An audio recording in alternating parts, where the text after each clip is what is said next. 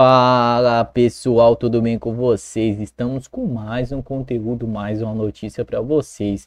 E antes de qualquer coisa, já chega se inscrevendo no canal e deixando o like, vai estar ajudando muita gente aí. E hoje estamos com o Alexandre Garcia, todos os a ele. E sem enrolações, vamos ficar com o vídeo. Olá, minha amiga, meu amigo.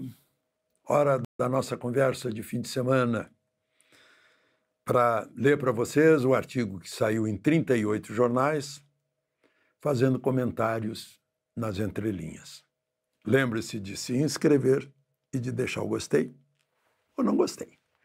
Vamos então ao comentário nas entrelinhas do artigo desta semana.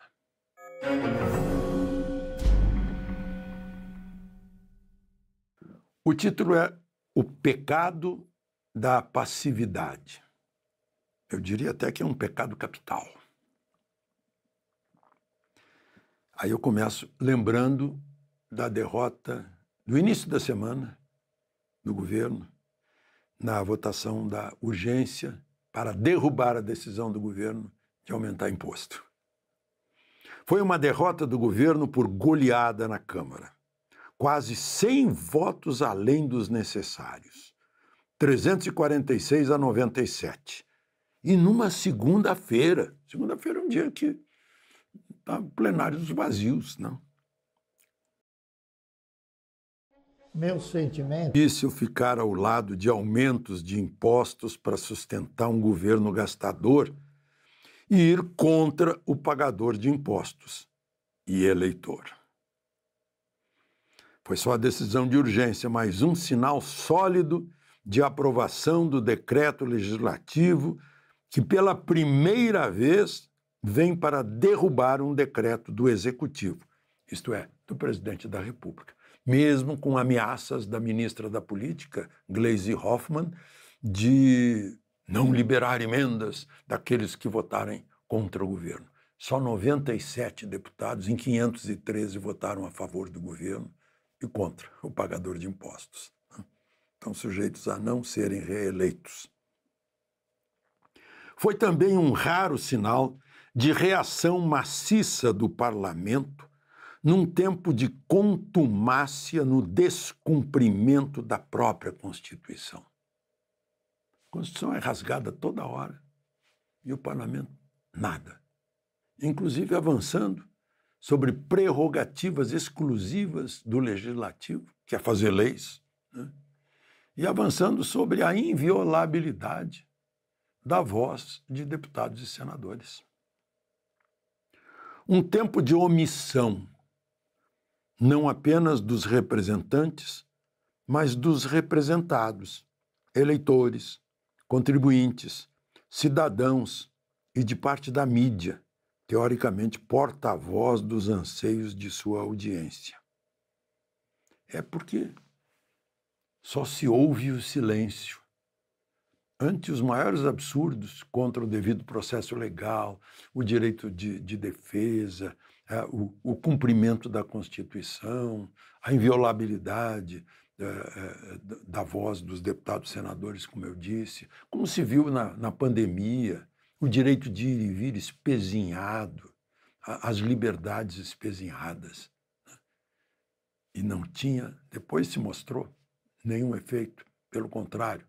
Empilhar todo mundo em casa só podia aumentar a contaminação. Não? Omissões que ferem a normalidade de um regime que exibe o rótulo de democracia. O silêncio, a omissão, a alienação são atitudes antidemocráticas, porque democracia exige ativismo constante, vigilância, participação e exercício de hábitos democráticos. Não adianta falar democracia. Nós temos costumes democráticos, hábitos democráticos, sabemos participar do funcionamento de uma democracia? Ou é só um rótulo? Democracia não é um sistema passivo, mas de atividade pelas liberdades, pelos direitos iguais, pela responsabilidade, pelos princípios que estão na lei maior, a Constituição, a nossa Bíblia secular de cabeceira. No último dia 11 de junho, a Magna Carta, que limitou os poderes do rei, isto é, do Estado, do governo, para que a nação fosse livre, completou 810 anos. Por todo esse tempo, não se justifica que esse conjunto de regras já não esteja na raiz, na medula da gente, na estrutura cultural e jurídica dos países. O básico da Magna Carta estabelece que ninguém será preso sem que tenha sido submetido a um julgamento pelo devido processo legal. Meu Deus, dá vontade de resgatar a Magna Carta imposta ao rei João sem terra, né? Rei John da Inglaterra. E trazer para o Brasil, olha, está aqui. Isso é que marca a diferença entre um absolutismo, um arbítrio do rei, do monarca, do senhor, sobre os súditos. Meu Deus, o fim disso, há 810 anos. A pedra angular da democracia é a liberdade de expressão. A censura é a pedra angular do totalitarismo. Para se semear ditadura, é preciso lançar sementes de censura. A nossa Constituição, nos artigos pétreos 5º e 220, veda a censura e consagra a liberdade de expressão.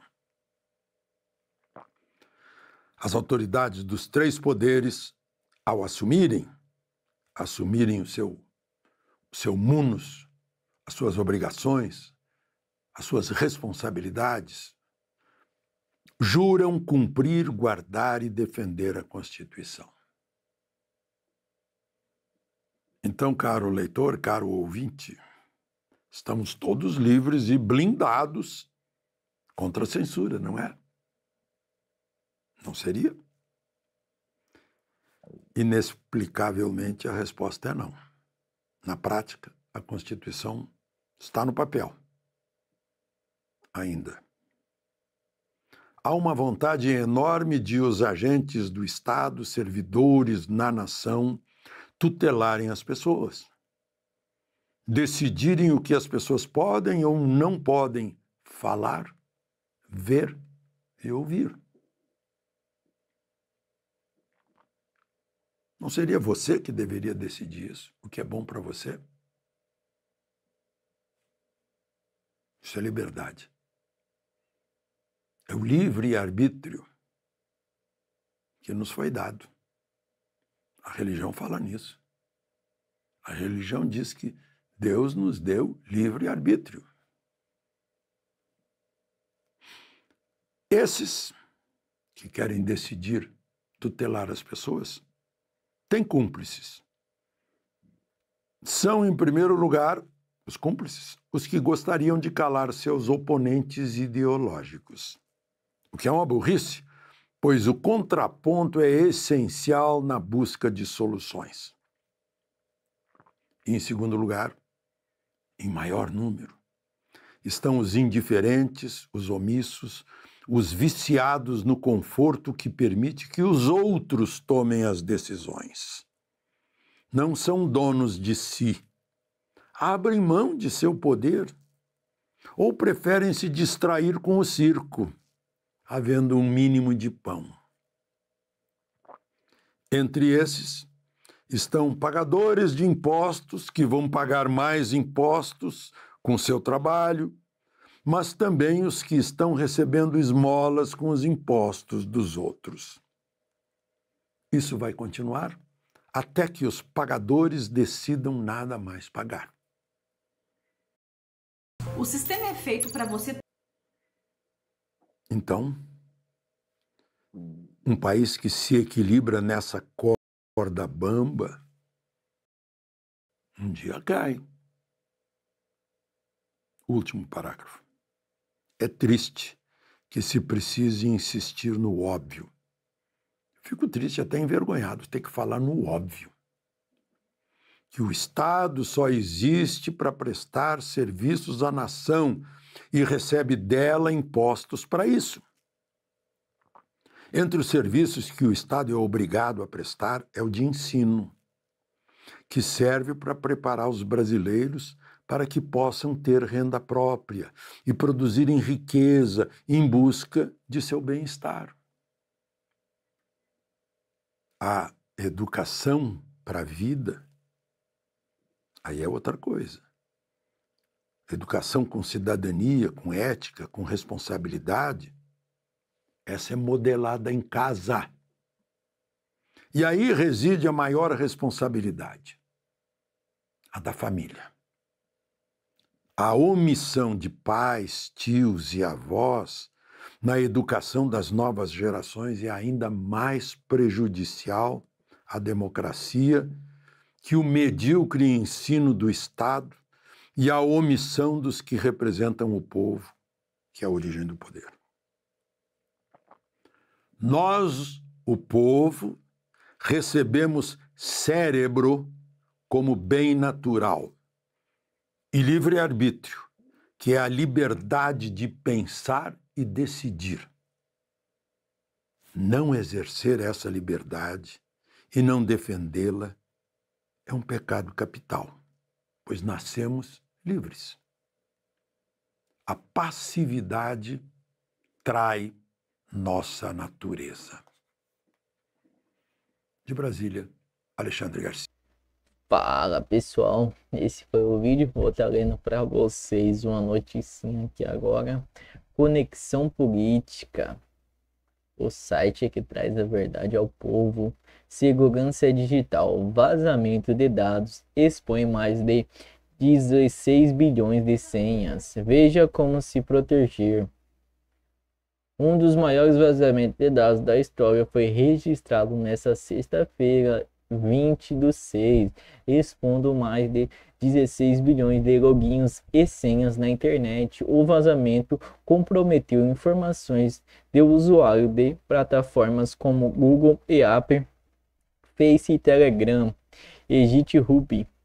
Segundo a reportagem do site especializado Cybernetic, de acordo com os pesquisadores, os dados estavam organizados por URL, login e senha, o que facilita o uso por cybercriminosos e amplia o risco de ataques automatizados e golpes digitais. O volume de estrutura de exposição foram classificados como alarmantes por especialistas em segurança de informação. O FBI e o Google emite alerta para os usuários.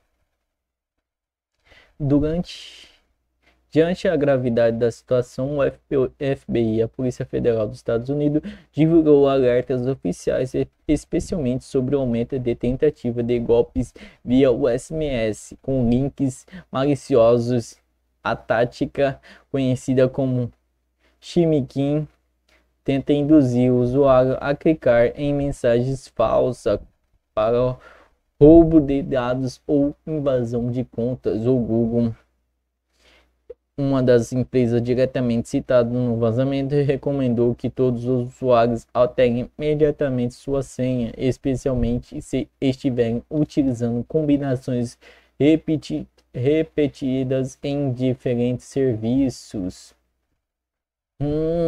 Então aí pessoal, trocar especialistas cibersegurança alertam para a adoção imediata de medidas preventivas.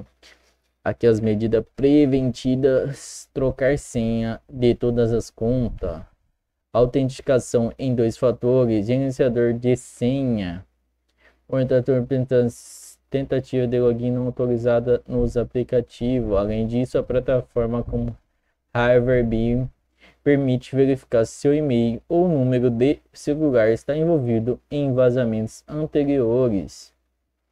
Então, pessoal, isso aqui é a noticinha no final do vídeo que a gente tem que ler para vocês. E aí, comente aí de que você achou do vídeo aí. Que você tá achando aí do que tá acontecendo no nosso Brasil. Comente aí nos comentários aí pra gente estar dialogando aí. E eu quero que você se inscreva aí no canal e deixe o like, ative o sininho. E a gente vai ficar por aqui. Até a próxima.